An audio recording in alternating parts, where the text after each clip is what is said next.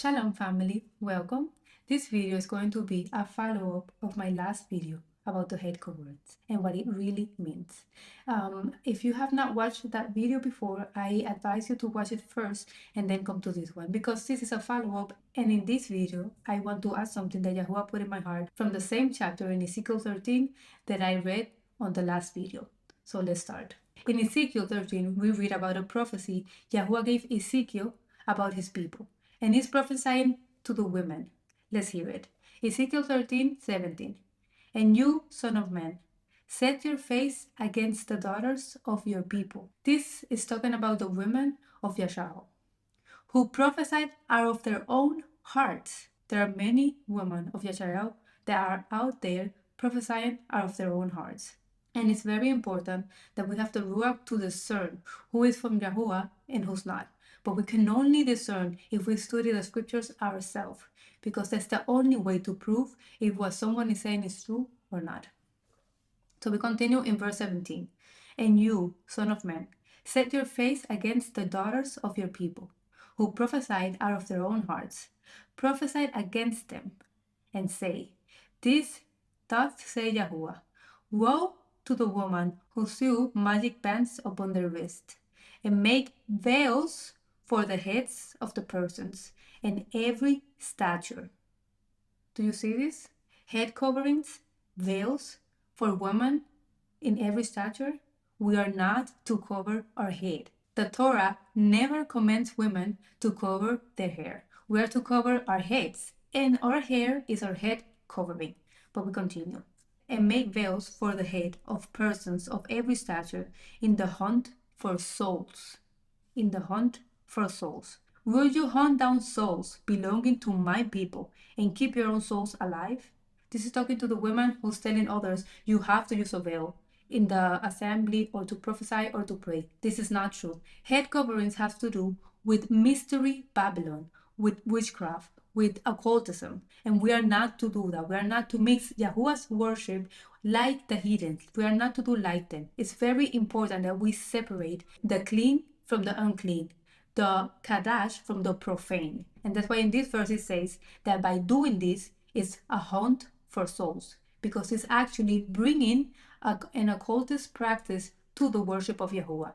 So it's not doing us any favor by doing it, but the complete opposite. In verse 19 we read, You have profaned me among my people for handfuls of barley and for pieces of bread, putting to death souls who should not die, and keeping alive souls who should not live, by your lying to my people who listen to the lies. This is why it is very important to have the Ruach, to study scripture, to show yourself approved. We are not to have a relationship with Yahuwah through what others teach us. We are to look ourselves so the truth is revealed. Me, myself, was in this lie that I have to cover my head, and I did that for a long time.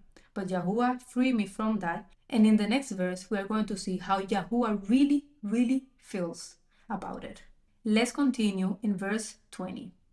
Therefore, thus says Yahuwah, Behold, I am against your magic bands, with which you hunt souls like birds, and I will tear them from your arms, and I will let the souls who you hunt go free, the souls like birds. In verse 21, Your veils also I will tear off. I will tear off, and deliver my people, my women, out of your hand, and they shall be no more in your hands as prey. And you should know that I am Yahuwah. He's so mad about this practice, about mixing this practice with worshiping him, that he says he's going to tear off. He's not going to just take it off slightly or gently. He's going to tear it off, like when you're mad about something, because he doesn't want us women worshiping him with veils. That is not a Kadash practice. That doesn't come from the Torah. That comes from Mystery Babylon, and we are not to do like them. We have to open our eyes because we're on the last time, and there will come many, many more deceptions. This is just one of them. So we are to pray to Yahuwah so he take off out of any deception that we might be and bring us into his truth and into his light. Continuing reading, verse 22 again. Because you have disheartened the righteous falsely, although I have not grieved him. And you have encouraged the wicked that he should not turn from his evil ways to save his life. Therefore, you should not more see falsely visions, nor practice divination. I will deliver my people out of your hand, and you should know that I am Yahuwah. And remember, this prophecy in verse 17 we read is for the daughters of Yasharal, the daughters of the people of Yahuwah. So please again, pray to Yahuwah if you're still unsure. I know you, just like me, want to please Him and do His will, but we are to detach from every lie and follow Him in the truth. And if you read and analyze and meditate on this chapter yourself, you're going to see exactly how He feels about the head coverings, and it's not good. So we are not to do that. Just because someone else thinks we should only honor Yahuwah and what He wants from us.